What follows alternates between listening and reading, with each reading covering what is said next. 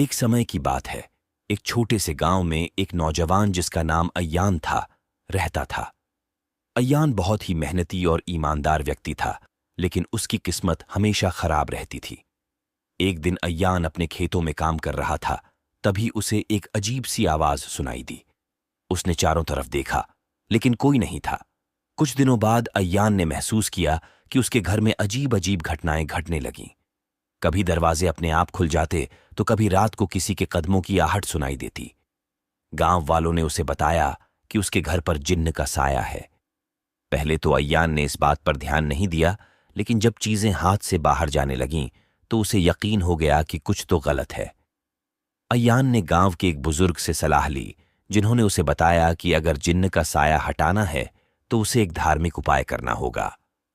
बुजुर्ग ने उसे बताया कि एक सूफी संत जो पास के गांव में रहते हैं, उसकी मदद कर सकते हैं। अगले दिन अय्यान उस संत के पास गया और अपनी सारी समस्याएं बताईं। संत ने अय्यान को कुछ दुआएं दी और कहा कि इन्हें लगातार 7 दिनों तक पढ़ो और अपने घर में हर रोज धूप जलाओ। अय्यान ने संत की बात मानी और उन दुआओं को पढ़ना शुरू कर दिया। धीरे धीरे अजीब घटनाएं कम होने लगीं और 7वें दिन तक सब कुछ सामान्य हो गया। लेकिन ठीक 7वें दिन की रात को, जब अय्यान अपने घर के आंगन में धूप जला रहा था, उसे एक ठंडी हवा का झोंका महसूस हुआ। हवा में एक अजीब सी गंध थी जो उसने पहले कभी नहीं सूंघी थी।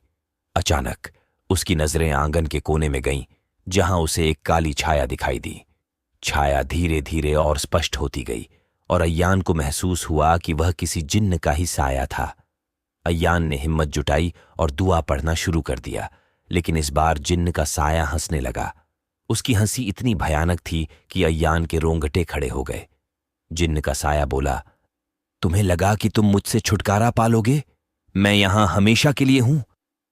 अय्यान ने अपनी दुआओं को और जोर से पढ़ना शुरू किया, लेकिन जिन्न ने उसे जमीन से उठाकर दीवार पर पटक दिया। अय्यान ने अपने शरीर में एक अजीब सी ठंड महसूस की। उसकी आंखों के सामने अंधेरा छा गया और उसे ऐसा लगा जैसे कोई उसका दम घूंट रहा हो। अगले दिन गांव वालों ने अय्यान को उसके घर में मृत पाया। उसका चेहरा डर से विकृत हो चुका था और उसकी आंखें खुली की खुली रह गई थीं। किसी ने नहीं समझा कि उसके साथ क्या हुआ। गांव वाले अब भी कहते हैं कि अय्यान के घर पर जिन्न का साया आज भी है और जो भी उस घर में जाता है वह वापस नहीं आता। लेकिन कहानी यहीं खत्म नहीं होती। उस रात जब गांव वाले अय्यान की अंतिम संस्कार की तैयारी कर रहे थे, तो अचानक चारों तरफ अजीब सी आवाजें गूंजने लगीं। एक बूढ़ी महिला चिल्लाई, वह आ रहा है। और फिर सबने देखा कि अय्यान की मृत देह हिलने लगी। उसकी आंखें खुली और वह भयानक आवाज में बोला, मैं वापस आ गया हूं, अब तुम सब मेरी दुनिया में हो। गांव में उस दिन के बाद कोई भी सुरक्षित नहीं रहा। अय्यान का जिन्न का साया अब पूरे गांव पर मंडराने लगा। रात होते ही लोगों के घरों से चीखें सुनाई देने लगीं। लोग अपने घरों में बंद होकर रातें गुजारते, लेकिन जिन्न का साया कहीं भी पहुंच सकता था। एक रात गांव का मुखिया अपने घर में था जब उसने अपने घर के अंदर भारी कदमों की आहट सुनी। उसने दरवाजा बंद कर दिया, लेकिन दरवाजा अपने आप ही खुल गया।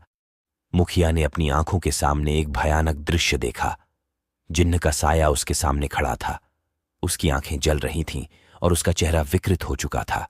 जिन्न ने मुखिया को अपनी जादुई ताकतों से उठाया और हवा में लटकाया।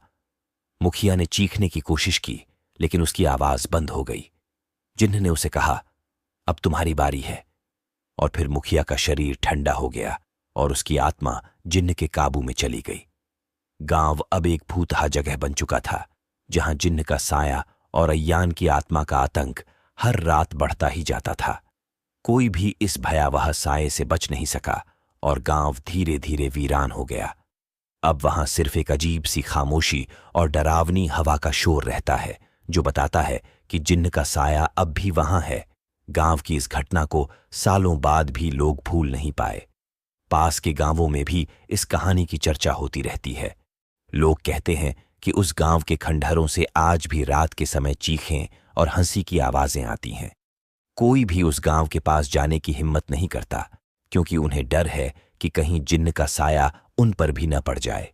और फिर एक दिन एक युवा पत्रकार इस घटना की सच्चाई जानने के लिए उस गांव में पहुंचा।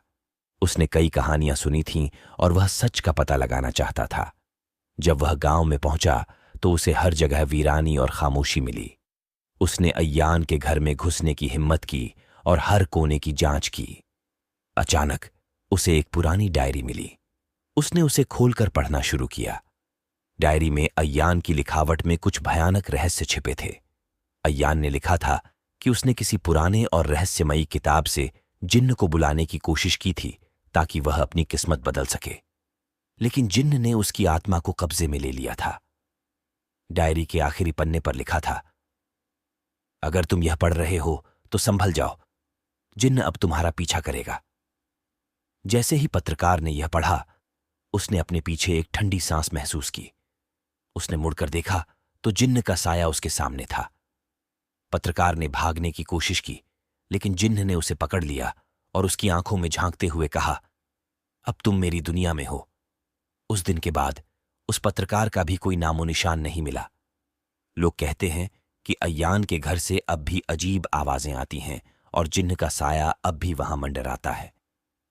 कोई भी उस गांव के पास जाने की हिम्मत नहीं करता, क्योंकि जिन्न का साया अब भी वहां है, नए शिकार की तलाश में।